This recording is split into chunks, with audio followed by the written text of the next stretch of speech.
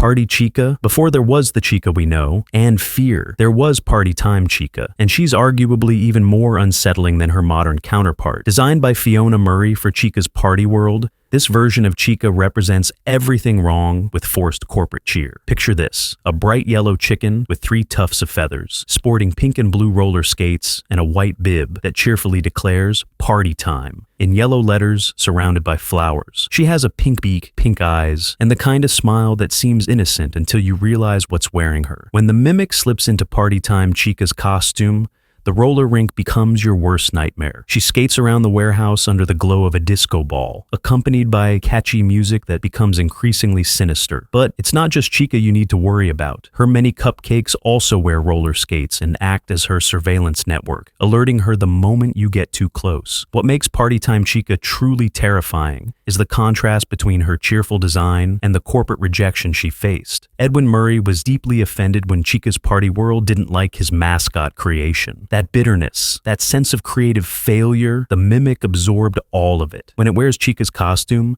you're not just being hunted by a killer robot. You're being hunted by every disappointed creator's revenge fantasy made manifest. The worst part? Party time. Chica skates like she's never worn rollerblades before in her life, creating an unpredictable, stumbling pursuit that's somehow more terrifying than smooth movement would be. Elephant, the elephant mascot, holds a special place in Secret of the Mimic's Rogues Gallery. It's the very first costume the mimic wears to hunt you down. That alone makes it significant, but the elephant's design tells a darker story about Murray's costume Manor's business practices. The basic elephant features gray skin, white eyes, small, light gray eyebrows, and a green and white motley outfit, complete with 3 red buttons and a matching party hat. It's designed like a traditional court jester, which is fitting considering how it heralds the beginning of your nightmare. But the mimic doesn't stop at the basic model. Throughout the game, you'll encounter multiple variations: an orange version with red star-covered clothing that resembles Orville Elephant, and a pink variation wearing blue and white striped pajamas. This suggests that Murray's costume Manor was mass-producing variations of popular designs, a business model that would later be perfected by Fazbear Entertainment. When the mimic first emerges in the elephant costume, it's genuinely unsettling. The thing stomps around, groaning and gargling, occasionally making actual elephant sounds during jump scares. There's something primal about watching this massive, stumbling creature pursue you through dark corridors. The elephant's dead-eyed stare has become iconic among the fans, and for good reason. It represents the moment when Murray's cheerful mascot factory becomes a hunting ground.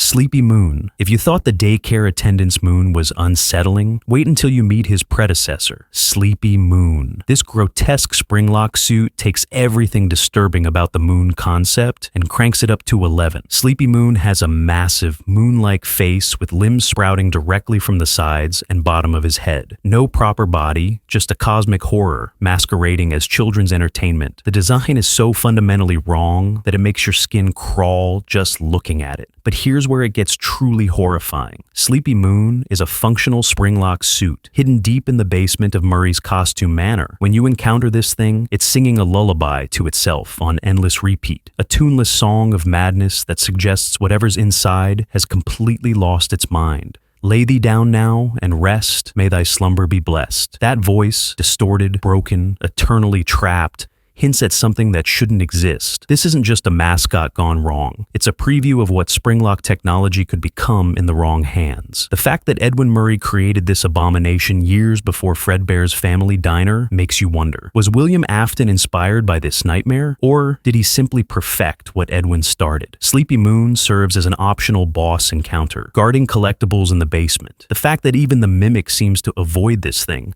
tells you everything you need to know about how wrong this creation truly is.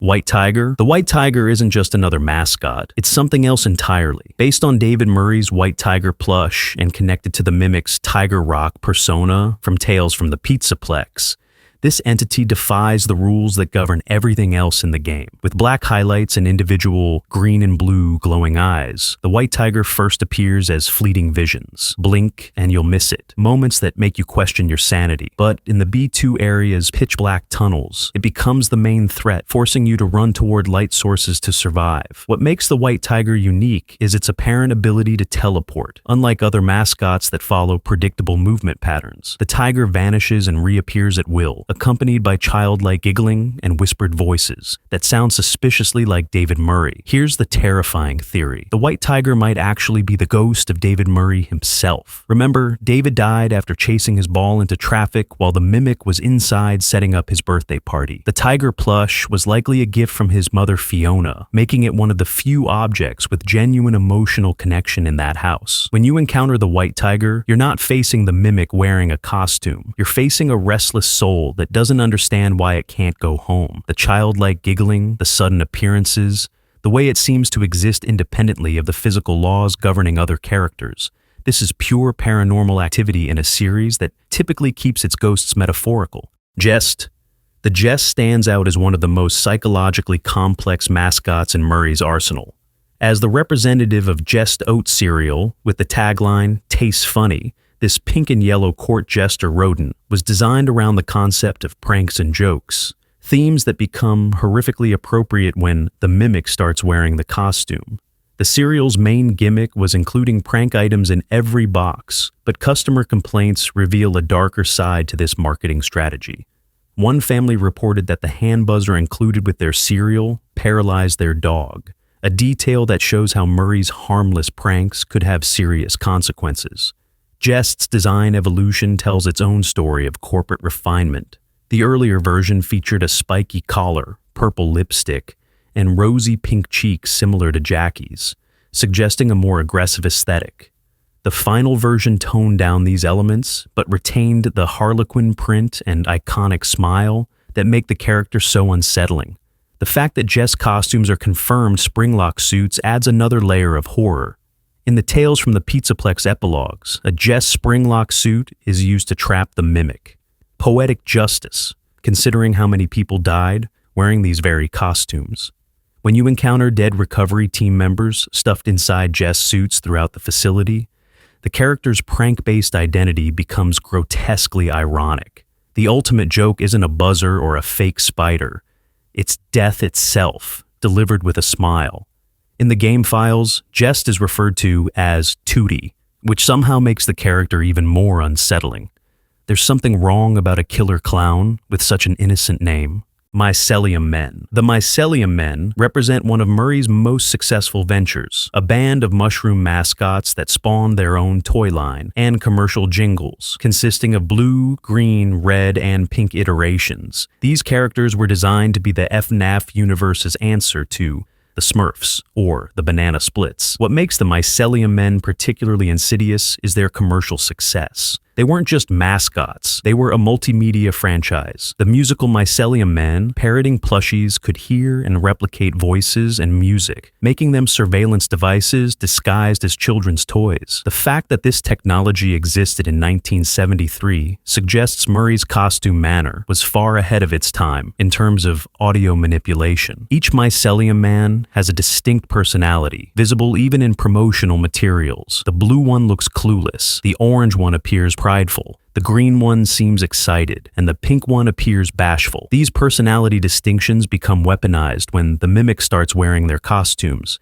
It doesn't just copy their appearance, it absorbs their intended behavioral patterns. The commercial jingle that plays on various standees throughout the facility becomes a constant reminder of how successful mass marketing can be twisted into psychological horror. That catchy tune, designed to sell toys and build brand recognition, becomes an audio cue that the mimic is nearby. Perhaps most disturbing is the fact that Edwin purposely misspelled mycelium as mycelium to avoid copyright issues, a detail that reveals how Murray's business practices often skirted legal boundaries. Penguin, among all the mascots, the penguin stands out for its surprisingly sophisticated design. With blue feathers, an orange beak, and a dark brown bob cut, She wears pink glasses with chains, a white collar with pink tie, and a white apron adorned with a pink heart. She even sports matching pink bracelets, details that suggest this wasn't just another rush job. The penguin represents Murray's costume Manor at its most professional. Unlike some of the more chaotic designs, every element of the penguin costume serves a purpose. The glasses suggest intelligence, the apron implies service-oriented work, and the heart emblem hints at care and nurturing, all traits that become deeply disturbing when the mimic starts using them as camouflage. What makes the penguin particularly unsettling is how it subverts expectations. Penguins are inherently awkward on land, waddling and stumbling in ways that should be endearing. But when the mimic wears this costume, that awkward movement becomes predatory. You're being hunted by something that looks like it should be serving you ice cream or working at a daycare. The various penguin iterations tell their own stories. The green version with golden glasses and chef's attire suggests restaurant work, while the pink version with its heart-covered shirt implies children's entertainment. Sharpay represents one of Murray's most niche market penetrations, beauty salon entertainment. This white poodle mascot with pink hair scruffs was specifically designed for Sharpay's salon, complete with a cute collar as requested by the client. The pun in the name, combining Sharpay dog breed with sharp like scissors, reveals Edwin's approach to character design, functional wordplay that serves the client's needs while maintaining mass appeal. Sharpay wasn't just a mascot. She was a branded experience designed to make children comfortable during haircuts. But when the mimic slips into Sharpay's costume, that nurturing salon atmosphere becomes predatory. The pink hair scruffs that were meant to look stylish and approachable become identifying markers for a killer. The cute collar becomes a choking hazard waiting to happen. Multiple Sharpay variations exist, including brown and white variants with different colored scruffs. This suggests the costume was successful enough to warrant mass production. Another example of Murray's business model, creating multiple tools for the mimic's arsenal. In the game files, you can find Sharpay plushies that serve as collectibles. And in the Moon.exe minigame, a Sharpay plush contains a key needed for escape. Swing Bee. Swing Bee represents Murray's venture into food mascot marketing as the cheerful representative of Swing Bee Honey from Happy Bee Inc. This yellow bee with black stripes was designed with a charming smile and the special function to sit and swing with ease, details that become deeply unsettling when you realize what's wearing the costume. The bee's first appearance in the Animatronic welcome show seems innocent enough, performing alongside other jug band animatronics, but there's a telltale sign that something's wrong. The character short-circuits every third show. This malfunction foreshadows the greater mechanical horrors to come. Multiple variations of Swing Bee exist, including a blue version, a red version, and, disturbingly, a caterpillar variant in a ladybug design. The purpose of these additional insect costumes remains unknown, but the implication that Murray's costume Manor was creating entire ecosystems of branded characters suggests a level of market saturation that borders on obsessive. When the mimic wears Swing Bee's costume, the honey connection becomes particularly sinister. Bees in nature are protective of their hive to the point of death, and the mimic channels that same single-minded aggression in defense of its territory. The discovery of a dead recovery team member wearing a Swing Bee head near the executive upgrade machine serves as a grim reminder that these costumes were meant to bring joy, not serve as burial shrouds. The Swing Bee honey bottle collectible in Moon.exe adds another layer of childhood nostalgia corrupted by violence. Hudgie, the hedgehog. Hudgie serves as the mascot for Hudgie's Candy Company, and everything about this character screams 1970s sugar rush marketing, with purple fur, spiky hair made from actual horsehair, a beige secondary color, sharp teeth, and long whiskers. Hudgie was designed to appeal to children's love of both candy and rebellious attitude. What makes Hudgie particularly disturbing is the attention to detail in the costume construction. The spiky hair being made from horsehair suggests Murray's costume Manor spared no expense in creating authentic textures, even when those textures serve no functional purpose beyond realism. The multiple color variations, pink and green versions are confirmed, indicate this was another successful franchise for the company. Each variation likely targeted different demographics or regions, showing how thoroughly Murray had analyzed the mascot market. In the game files, Hudgie is referred to as both Henry and Harry, suggesting even Edwin wasn't entirely sure what to call this creation. That uncertainty becomes prophetic when you realize the mimic doesn't care about names, it only cares about the fear each costume can generate. When you encounter dead bodies stuffed inside Hedgehog Hudgie suits throughout the facility, the character's candy-coated cheerfulness becomes grotesquely ironic. The toy hammer collectible found on one corpse ties into the Moon.exe minigame, where violence and childhood innocence blend in deeply unsettling ways. Some fans speculate that Hudgie is a reference to Sonic the Hedgehog, particularly given Steel Wool Studios' Guess the Sketch social media teasers. Lion, the lion mascot, carries special significance in the FNAF timeline, as parts of its costume would eventually be used in the Mimic's amalgamation suit seen in Ruin. But in Secret of the Mimic, we see the lion in all its pristine, terrifying glory. The basic lion features yellow skin, brown hair, white eyes, and most distinctively, a varsity jacket with an L symbol. That Letterman jacket is key. It suggests this mascot was designed for academic institutions rather than restaurants or entertainment venues. Edwin Murray was branching out, targeting schools and universities with his costume business. The red-furred variation tells an even darker story. This version sports an eye patch covering a scar, a golden tooth, a greenish mane, and a black varsity jacket with yellow accents. Some fans speculate this is a reference to Scar from The Lion King, while others see connections to Foxy the Pirate. Both interpretations are terrifying when you consider that the mimic is absorbing not just the costume's appearance,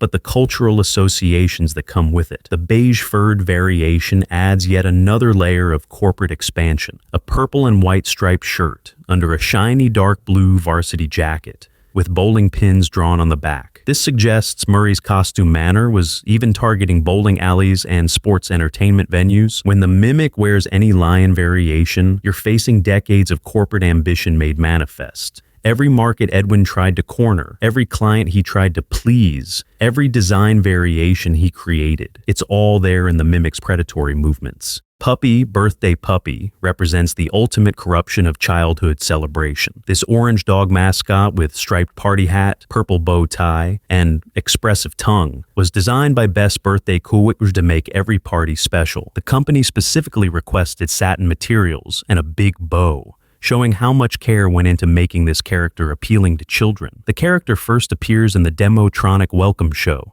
performing alongside other jug band animatronics while party hats fly around and cameras flash. It's designed to be the perfect party entertainer, energetic, photogenic, and endlessly cheerful. But when the mimic wears Birthday Puppy's costume, that party atmosphere becomes a hunting ground. The striped ears and pants that were meant to evoke festive celebration become identifying marks for a predator. The expressive tongue that was meant to show enthusiasm becomes a grotesque detail on a killer. Multiple Birthday Puppy variations exist, including a shirtless version and one where the shirt matches the pants. This suggests the costume was successful enough to warrant different configurations for different types of events. Casual parties, formal celebrations, themed gatherings. The discovery of an employee's corpse stuffed inside a Birthday Puppy costume near the first power puzzle serves as a grim introduction to what these party supplies have become. Lyrical Lemur closes out our roster as perhaps the most mysterious of Murray's mascots. This cyan lemur with red vest, yellow eyes, and beige secondary coloring appears on posters throughout the facility, but its origins and purpose remain largely unknown. The character's name suggests a connection to music or poetry, which fits with Murray's pattern of creating educational entertainment mascots. The red vest gives Lyrical Lemur a somewhat academic appearance, possibly indicating it was designed for school assemblies or educational programming. Multiple variations exist, including a yellow version with blue eyes and a chill expression, wearing a green and yellow striped shirt with a black star decorated vest. There's also a mime version with purple fur, white hands, and classic mime makeup, a detail that suggests Murray was experimenting with different performance art concepts. What makes Lyrical Lemur particularly unsettling is how little we know about its intended function. Unlike other mascots that have clear commercial tie-ins or educational purposes, Lyrical Lemur seems to exist purely as an expression of creative ambition. When the mimic wears this costume, You're being hunted by unrealized potential made manifest. The lemur's presence throughout the facility on posters and cutouts suggests it was meant to be a major character in Murray's lineup. But something prevented its full development. What makes these mascots truly terrifying isn't just their individual designs. It's what they represent collectively. Each costume tells the story of Edwin Murray's ambitions, his attempts to corner every possible market with cheerful branded entertainment. Well, that is every mascot and secret of the Mimic. If you enjoyed this video, don't forget to subscribe.